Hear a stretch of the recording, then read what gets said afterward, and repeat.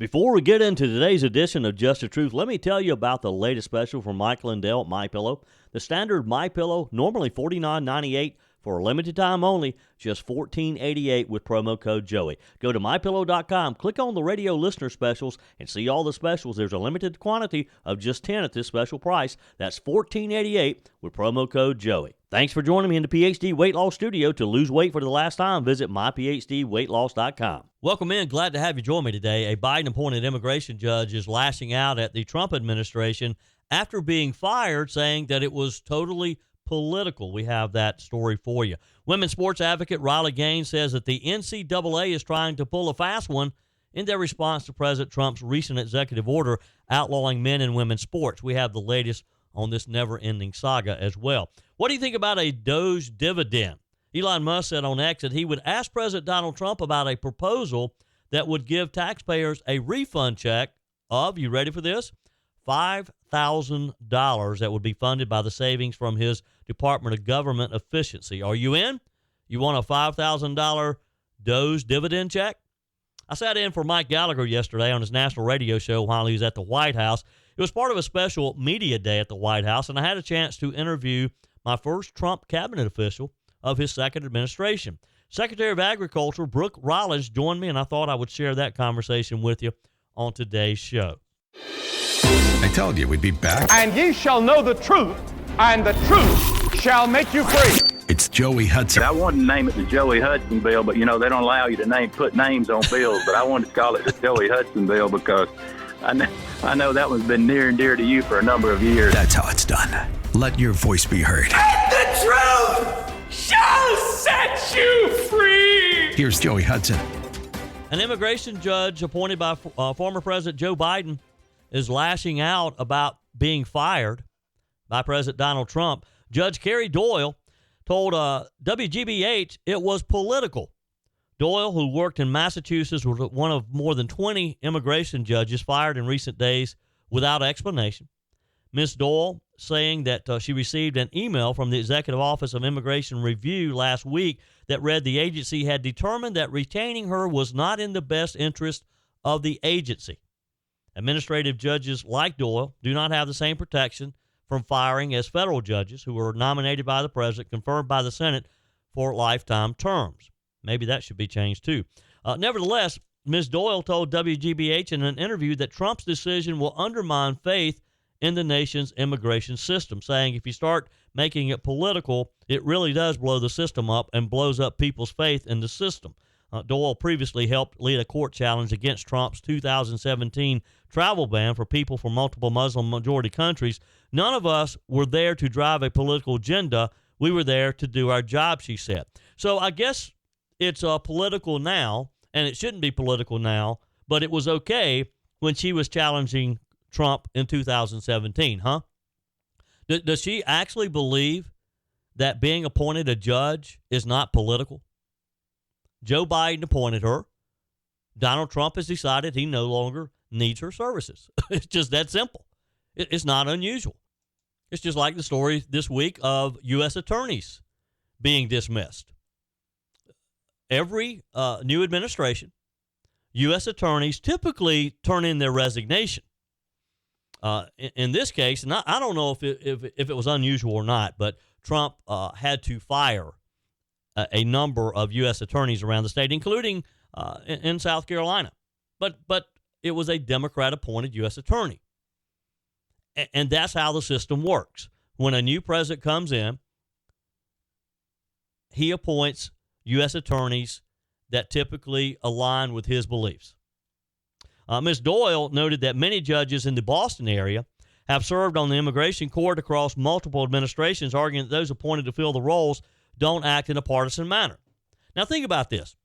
These are immigration judges in Massachusetts who have protected sanctuary cities like Boston. And she doesn't think that it's political. And she thinks that Donald Trump's going to allow them to keep their jobs when they have been fighting the very thing that he's working on. The firings, according to reports, have raised concerns that the already large backlog of immigration cases will now take even longer to clear. And that's one of their arguments on the judges shouldn't have been fired. The International Federation of Professional Technical Engineers President Matthew Biggs pointed out that a single judge can rule on 500 to 700 cases per year. He said, look up the definition of hypocrisy. It's when someone says one thing and does another. Of course, being critical of Trump, saying that the firings of immigration judges will slow down the effect of Trump wanting to get these cases heard and disposed of. Look, there's probably going to be less cases heard by these judges because there's going to be more people who are sent back home to do this the right way to begin with. Massachusetts alone, according to the report, has a backlog of about 160,000 cases. Ms. Doyle was ready to take over the cases of a colleague who had just left the court, meaning that some of those cases could now be on an extended timeline as well, because you're going to have to find another judge to take over two judges' cases. The report notes that the recent firings are not the first time that a new administration has fired judges, you think? Pointing to a 2021 example in which Judge Marna Rusher, who was hired by, guess who, Donald Trump in his first term, was fired shortly after Joe Biden took office. Surprise, surprise, surprise. Again, it's how it works. It's a political appointment. But Judge Doyle had less of an issue with that decision, reasoning that Biden's decision was less likely to be politically motivated. You think that anything Joe Biden did was not politically motivated? Doyle said maybe it's just that each president wants to have his people who will follow his agenda. I don't know. Well, let me explain it to you. You're exactly right. You're very naive if you think that any president, doesn't have a political agenda. Joe Biden did, Donald Trump did, because the people of America gave him a mandate in November. Part of that mandate was to clean up our immigration system. Speaking of immigration, a controversial New York law that blocks federal agents trying to enforce immigration laws from seeing illegal immigrants' criminal driving records during stops is putting law enforcement and American citizens in danger, according to experts. And the Trump administration is going to sue the state to have the legislation undone. The so-called Green Light Law, officially known as the Driver's License Access and Privacy Act, took effect in 2019, but has come under renewed scrutiny following a fatal shootout in neighboring Vermont that left a U.S. Customs and Border Protection agent dead near the border with Canada, and as President Donald Trump has ordered a nationwide crackdown on known criminal aliens at the start of his second term in the White House. Hector Garza, vice president of the National Border Patrol Council, said any information that can help law enforcement stay safe as they conduct their duties has pretty much been taken away with this green light law. It's the craziest thing I've ever heard. Just when I think that they can't get any crazier, they do. Why would any law enforcement officer who's pulling someone over not have access to their records? Makes no sense, does it? Just another example of a state like New York trying to protect people who don't deserve protections. So here's what we have. The green light law has two key features. One is granting driver's licenses to illegal immigrants. The other is that it blocks Homeland Security, Immigration and Customs Enforcement, and Border Patrol agents from accessing New York driver records, including those for felonies and misdemeanors. They're hiding their record from law enforcement officers. Garza says what this does is that it prevents law enforcement agents from getting any type of information in regards to any registrations the state has. For example, he said, before we engage in a traffic stop, typically law enforcement will always conduct a vehicle registration check to see if there's any warrants, to see if that person is considered armed and dangerous. So, in other words, you know how if you're ever pulled over, and I hope you're not, the officer typically is sitting back there in his patrol car for just a minute because he's running your license plate. He's trying to find out who you are or who you should be and get any information that he can.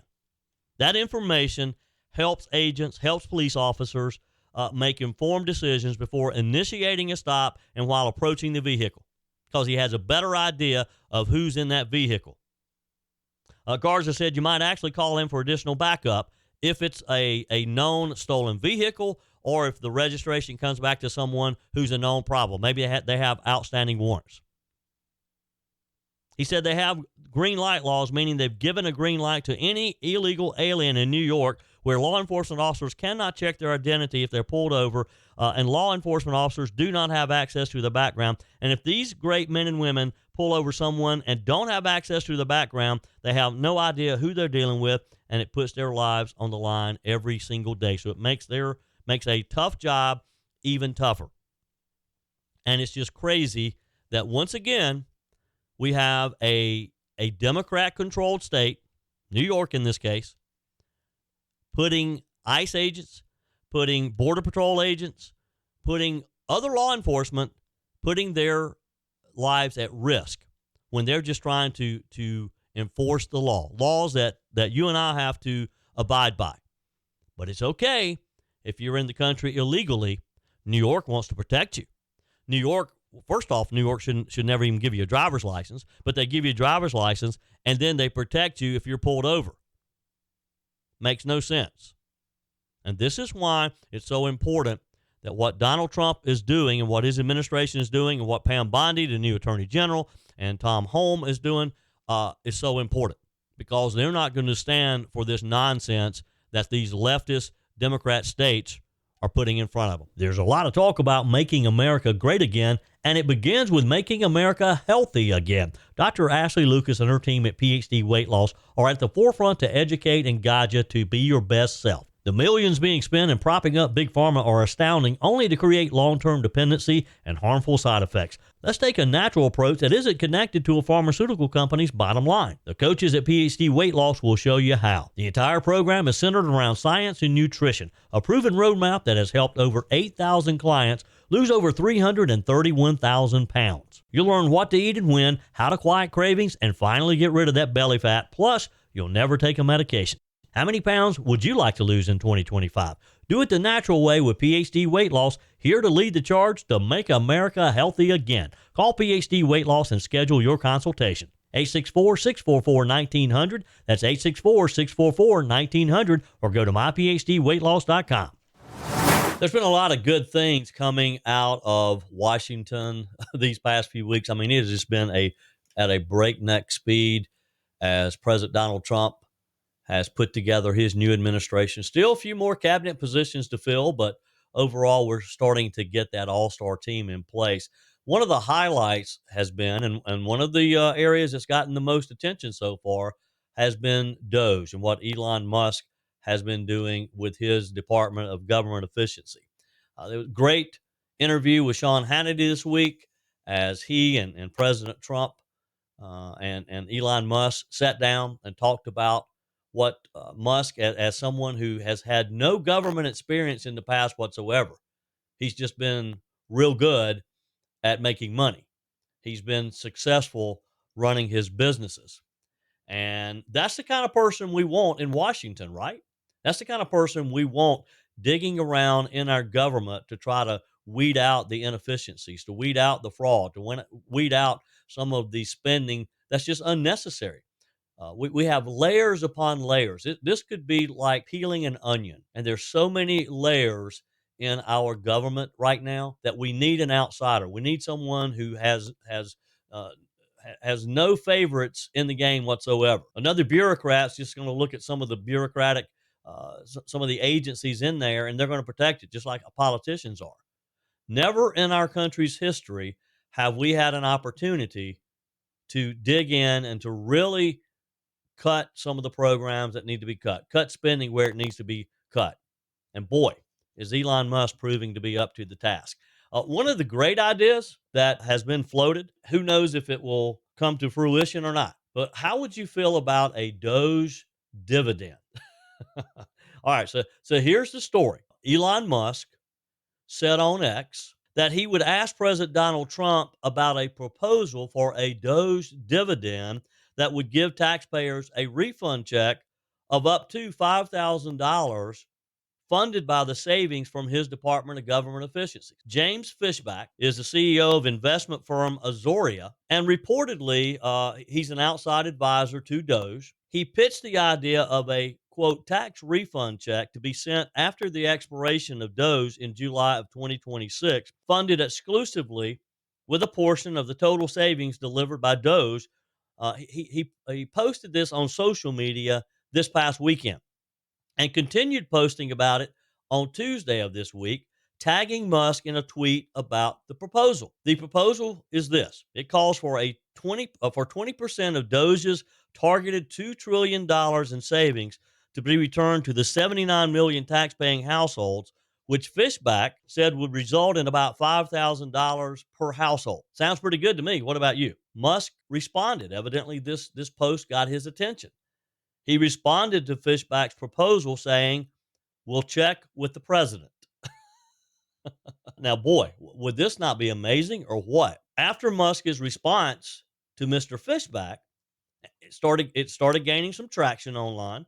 People started responding. They started liking. They started reposting. He responded to another tweet about the proposed dividend, couching the commitment slightly, saying, "Obviously, the president is the commander in chief, so this is entirely up to him." Now, this is just Elon Musk showing his respect to Donald Trump, and we kind of got a glimpse of that in the interview with Sean Hannity, as he continuously expressed to Hannity and to the country who was watching this that he has great respect for Donald Trump, and that, yes, I mean, he's a billionaire. He has an ego like everybody else, but it really came across as if he is there to be a servant to the country and to defer to the president when it comes to decisions like this. He's, in his words, he said, "I'm just a tech support," and he's wearing that black T-shirt with tech support on it.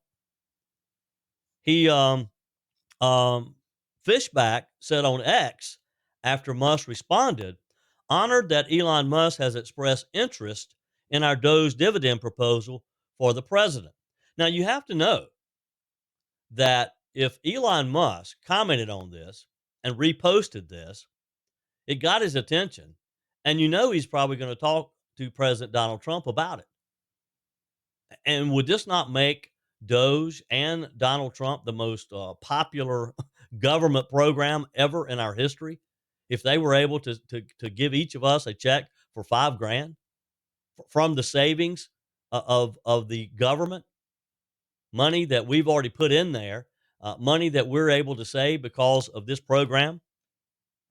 $55 billion. That's how much DOGE estimates that it saved our country so far. This was as of Monday of this week. $55 billion in programs and contracts and various excesses that they've found.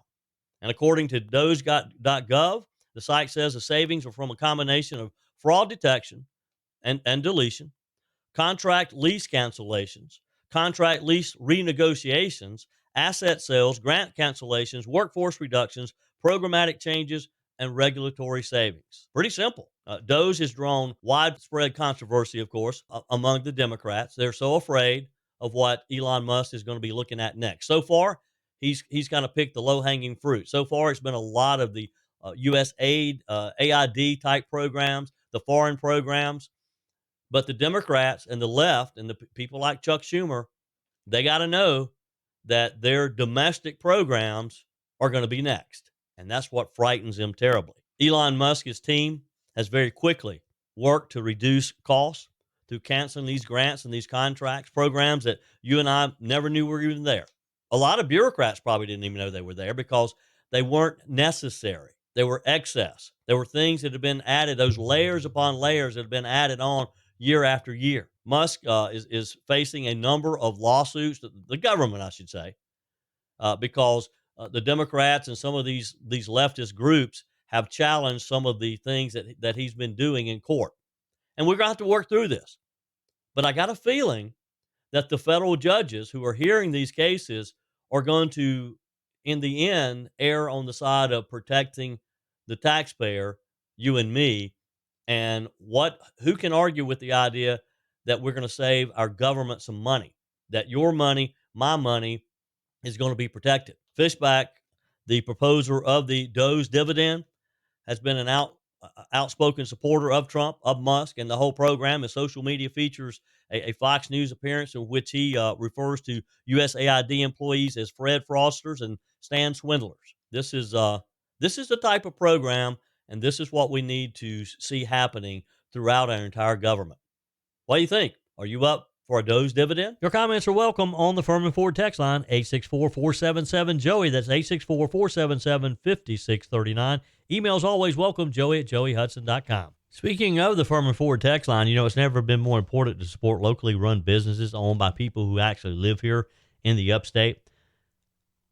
Let me take a minute to talk with you about our friends at Firmin Ford. If you're looking for a new vehicle, maybe a great pre-owned vehicle, one you can trust, or maybe you're looking to order that special vehicle.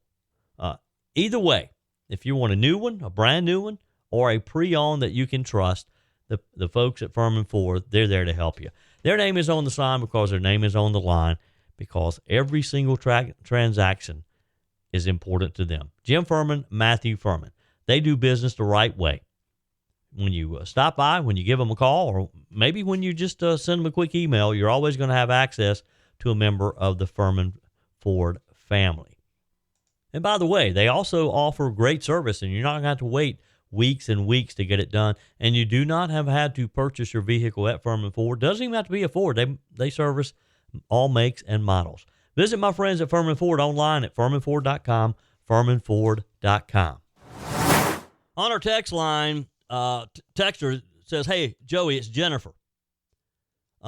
Democrats overwhelmed, go Elon." She has a new meaning for DOGE. Rather than Department of Government Efficiency, it's Democrats for the D, overwhelmed for the O, go Elon. Thank you, Jennifer. Appreciate that.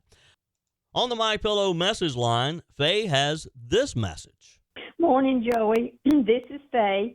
I just listened to you tell about all the fraud and abuse, but then I heard the good story about the 100-year-old lady, and that really perked me up. Not only do I need to take a lesson from her, I really think I need to go and live with her, because a lot of the small stuff really gets under my skin. Joey, thanks for all you do, and yes, Monday was a busy day for you, but it was good to see you on TV doing work for Mike Gallagher. Have a good one. Thanks. That was a great story. The story that Faye is referencing is that of a 100-year-old lady who's the oldest employee of Home Depot. And she still works 2 days a week, and she loves it. And she says that doesn't want to stop, but that continuing to work and being active is what has allowed her to live to be 100 years old. And it was a very positive story. So thank you, Faye. Dan writes on the text line, related to the FAA controllers in the towers. This is back on the horrible crash in Washington, D.C. a few weeks ago. He said, I think they should have requirements of how many people need to be in the tower for the number of flights. And if they do not have the people, then the flights have to be canceled and have a formula there to make it happen. I don't see how they can allow flights tickets to keep continuing into the airport. If there's not enough people in the tower to manage all the risk associated with it, it should not be allowed. It could be just an automated system to notify cancellations, and then what would really push the problem and make people fix the problem because they don't want to be delayed.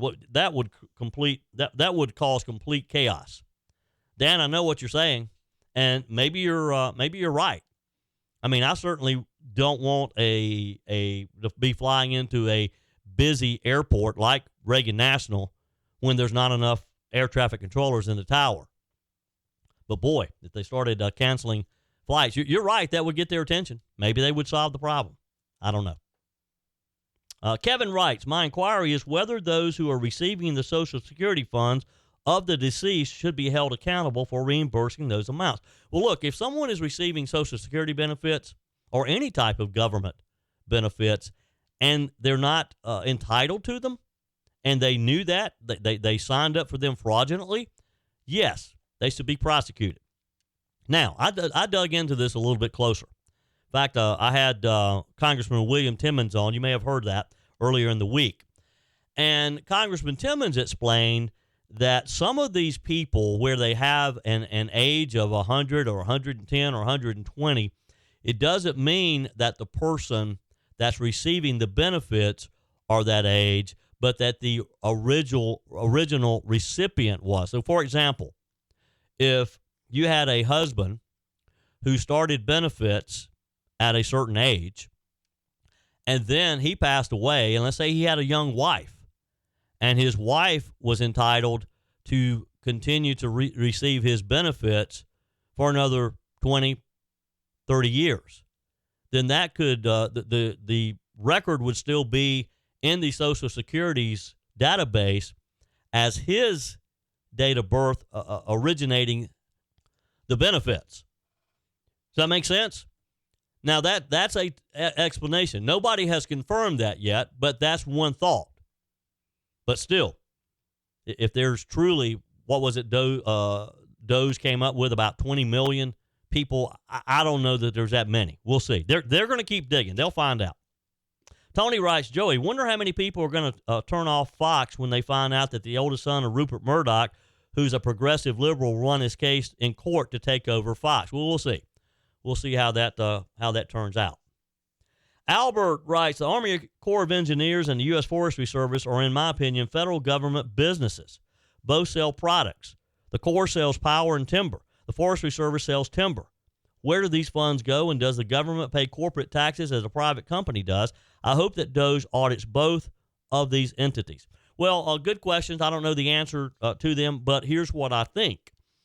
Yes, when the U.S. Forestry Service sells timber, that money goes back into their budget general funds. That's like a revenue that offsets their expenses. Same with the Army Corps of Engineers for fees and permits. Any of that would go back into their general operating fund to support their operations. Do they pay taxes? No, they don't. But I'm not so sure we want them to. I'm not so sure that's not just, that's kind of taking it out of one pocket and putting it in another, is it not? We celebrated a couple of weeks ago when President Trump signed an executive order that seemingly eliminated the possibility of a male participating in women's sports. Remember that? It was a big day. The president had he filled up the East Ballroom in the White House of young ladies who participated in sports. The NCAA immediately changed their policy. Or did they? Riley Gaines was at that signing ceremony. She was right behind the president. In fact, you may recall, he called her out and he gave her one of the pens that he used to sign the proclamation. So let's talk about how the NCAA just tried to pull a fast one on the American people, according to Riley Gaines.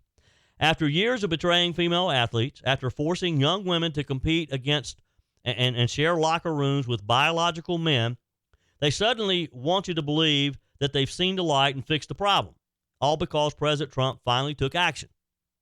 But guess what? Some believe, including Riley Gaines, that they didn't. Let's start with the facts. Trump signed the No Men in Women's Sports executive order just 2 weeks ago, a major victory for common sense. And suddenly, like flipping a switch, the NCAA announces a new policy supposedly banning biological men from women's sports. Sounds great, right? Well, maybe not so fast. Here's Riley Gaines. Yes, well, a lot of people didn't know about these loopholes, and that was done strategically. Bottom line is this policy, written and enforced now by the NCAA, is actually explicitly in conflict with President Trump's beautifully and thoroughly written executive order by every means, definitions, the request, and the intent of this policy. It's not in line with federal law, both Title IX and now the executive protection. And it's explicitly in conflict with Charlie Baker's promise of a consistent nationwide policy that does fall in line with this executive order. So I'll kind of walk you through it. Number one, first and foremost, this policy removes all accountability from the NCAA, which of course is something that has been on their minds for a long time. It provides loopholes for both states and schools because it does not define sex, which we have seen now is a problem. Unfortunately, it's wild. We have to define sex-based terms like male and female, but we've seen what happens when we don't. We see unelected bureaucrats go through the back door and reinterpret these words to mean what they want them to mean. So it doesn't define sex, it doesn't define male or female, but it does define gender identity. And it defines gender identity as both man and woman. So of course you can see where that's a problem. The qualifications for how they do deem and assign sex is based on your birth certificate, which of course is a piece of paper that we have now seen that can be totally forged and fraudulent, meaning this dependent policy, it means nothing. In all but 6 states, you can change your birth certificate. We've seen actually Washington State their governor just moved to make it, you can change your birth certificate in less than 3 days. This policy explicitly allows men and women on the women's team, no matter how you read it, men are still allowed to receive women's benefits, which includes access to their locker rooms. There's no screening, there's no oversight. So all of those and more, that's just a few reasons why this NCAA policy is certainly problematic. Wow. If this is the case, and I have no reason to doubt Riley Gaines because she has been at the front of this fight for a number of years now, along with Jennifer Tsai, Kim Jones. These women have been standing up against this madness while the NCAA, the left-wing activists, and the radical gender ideologues have done everything in their power to silence them. Can you believe this? According to Ms. Gaines, the NCAA's new rule bases eligibility on birth certificates. Well, guess what? As she said, in 44 states, birth certificates can be altered to change a person's sex.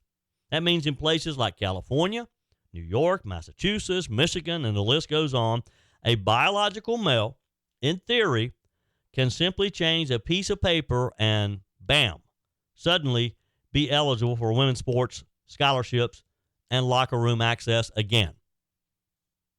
That's not protecting women, if that's allowed. That's creating a giant, gaping loophole that anyone can exploit, and that loophole needs to be plugged up immediately. And it gets worse.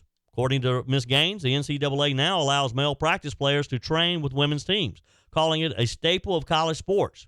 I mean, this is just ridiculous. You're telling me that an 18-year-old female freshman should have to train against a fully grown man with superior muscle mass, bone density, and testosterone levels. And they have the audacity to claim that this new policy aligns with Trump's executive order. I don't think Donald Trump's going to be too happy about this. I don't think this is what Donald Trump had in mind. Riley Gaines is 100% right. This policy is as clear as mud and removes all accountability from the NCAA. They haven't changed a thing. They've just found a new way to trick the public into thinking that they care about women's sports while still allowing biological men to receive women's benefits, if in fact this is allowed to happen. And we'll see. I'm glad that Riley Gaines, though, is once again calling them out, putting this out, putting some sunshine on this, because we got to stand up for this. We can't allow the NCAA to keep doing this, and hopefully they won't. On her first official trip as President Trump's on his cabinet, Secretary of Agriculture Brooke Rollins traveled to Kentucky last week to meet with farmers and other leaders in the agricultural community, and I'm happy to say that she joins us on our guest line today. Madam Secretary, welcome, and how are you? I'm great. How are you? I am wonderful. It's a pleasure to have you. Before we get into some of the issues that we're going to talk about today, take us behind the scenes, if you will, and tell us about the process. When did you know that President Trump was going to nominate you to be his Secretary of Ag? Well, actually, this is so fun you asked this because I haven't told it publicly yet, but it's an amazing story. So what your listeners may not know is I worked for the president in the last White House, year 2, 3, and 4 of term 1. I ran his domestic policy agenda, got to work right alongside him. And then in the intervening 4 years, I like to call it the Great Pause. During the Great Pause, I built the America First Policy Institute and really was working to prepare for the next administration so that, when President Trump won again and he went in with his new administration, that the shock and awe would start on day one. And so now, did I expect to be part of that cabinet? I actually did not. I was really happy to keep helping on the outside. I was, building a 100-year infrastructure along with other amazing patriots at America First Policy and America First Works. And my husband and I and our 4 kids were driving in our motorhome from Texas to Alabama to watch the Aggies play Auburn in a football game. We won't talk about the outcome of the game on this show because it did not go our way. But as it seems very appropriate now and maybe providential, as we're driving across Mississippi, Texas and Alabama, I got a call from the president, and we discussed being his 33rd Secretary of Agriculture. I was honored, obviously, beyond belief, the opportunity to fight for American agriculture, our farmers and our ranchers, the backbone of this country, is truly the greatest honor and the best job in the world. Yeah. You mentioned those 4 years, those were painful years for us. But, God works in mysterious ways, and I've just got to believe that maybe we needed those 4 years to really prepare for the next 4 years, 8 years, 12 years, whatever that is. Do you feel like that's the case? I 100% do. And I'll tell you, the White House before, I'm so proud of all those accomplishments. And right, energy independence, a secure border, the lowest poverty rates on record. I mean, it was one win after another, but it was almost a miracle. Maybe it was because we're not good at government on our side, right? We're good at building businesses and raising families. The left really bows to the altar of government and climate, and that's their fastball. That's what they live for, is to accumulate power and to make decisions for people instead of letting people make their own decisions, which is what we believe. And what I realized in the last White House is that if we can prepare, if we can build a bench, if we start to get ready for the next White House and then the one after that and then the one 100 years from now, we've got the truth and God on our side. And when you have that and you add a plan to it, you can win. And that's what I learned in the last White House. So while we were devastated on November 4th of 2020, when that election we believe was taken from us, I knew that we had to begin to plan immediately. I didn't know President Trump would be the next, the one to go in, but I knew that whomever it was, that if we were prepared, we could actually save a country. And I believe that God gave us those 4 years to be able to prepare and do that. Yeah. On our guest line today, Secretary of Agriculture Brooke Rollins. President Trump has asked all federal agencies, of course, to review and to cut wasteful spending. In this short time that you've been on the job, because you just took the oath of office last week, what have you been able to identify so far in the Department of Agriculture? Well, it has been just a remarkable couple of days. Within my first 24 hours, we announced the ending 1,000 DEI, diversity, equity, and inclusion, which basically means dividing us. We announced 1,000 of those being canceled for good. We've begun to roll back all of the climate, the Green New Deal efforts. We have been laying off a lot of the 106,000 USDA employees. I'm still getting my arms around it. Obviously, the United States Department of Agriculture is one of the most important in ensuring that the backbone of our country, our farmers and ranchers, can succeed. But when you've got 106,000 employees and 80% of your budget is the food stamp program, which is under USDA, you know that there is a tremendous amount of opportunity to streamline, make more efficient, and ensure that our taxpayers are getting the most for their money. So that's what we've really been focused on, and you'll be hearing a lot more about that going forward. Yeah. You had the opportunity to be in Kentucky last week meeting with farmers. What was top of mind for those farmers that you met with? Well, and not only was I in Kentucky Friday, I was in Kansas Monday, Missouri yesterday, headed to Oklahoma on next Monday, Georgia soon after. I'm really planning to try to be in the country talking to the farmers and the ranchers as much as I'm talking to anybody else. I think that's so important. Listen, we are facing in perhaps 100 years the most difficult time in the ag community economically. Under the Joe Biden 4 years, our exports went from being a plus 50 billion, meaning that we were shipping our ag products out of this country when Trump left office 4 years ago, to a $45 billion export deficit that we're facing after 4 years of Biden. Our inputs, the cost, of course, not surprising to all of your listeners, inflation has gone out of control, but it is now 30% more expensive for our farmers and ranchers to do business, to provide what they provided just 4 years ago, 30% more expensive. We've lost 140,000 family farms in recent history.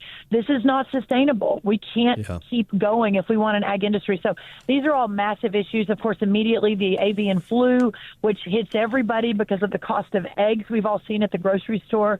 We've got some pretty big issues to tackle, but I feel so strongly that with President Trump's leadership, and hopefully I'll be able to help in my perch, that we're going to be able to tackle all of that successfully in very short order. Yeah. Secretary Brooke Rollins, it's a pleasure to have you with us today. Thank you for your time. Thank you for what you're doing, and we're going to expect big things in the next 4 years. The Mike Gallagher Show, you are always and have always been such great friends of this administration, and I'll come on anytime you need me, so thank you for the opportunity. Well, we'll certainly take you up on that. Have a wonderful day. You too. Bye-bye. Yes. That's it for today's edition of Just the Truth. Thanks for joining me in the PhD Weight Loss Studios. To lose weight for the last time, visit myphdweightloss.com. If you haven't joined my mailing list yet, visit my website, joeyhudson.com. Click on the Connect with Joey button so that you can receive our emails and the most up-to-date news. Also, join me on my YouTube channel. Be sure and like, comment, and subscribe. Just search for Joey Hudson. As always, thanks for spending a few minutes of your day with me. Do me a favor and forward this episode to a few friends. Just click on the share button and send to your contacts. We need to build an army of conservatives to win our country back, and we can do that by continuing to share the truth with our friends and family. Keep those comments coming via the Firmin Ford text line, 864-477-JOEY. Email to joey@joeyhudson.com, and I love your messages on the MyPillow message line. Again, that's 864-477-JOEY, 864-477-5639. Be sure and take advantage of the MyPillow special, just $14.88 on the standard MyPillows when you use promo code Joey. Order online at mypillow.com or call 800-893-4053. We're back again tomorrow and hope you'll plan to join us. Until then, remember, God's got this. He's still in control.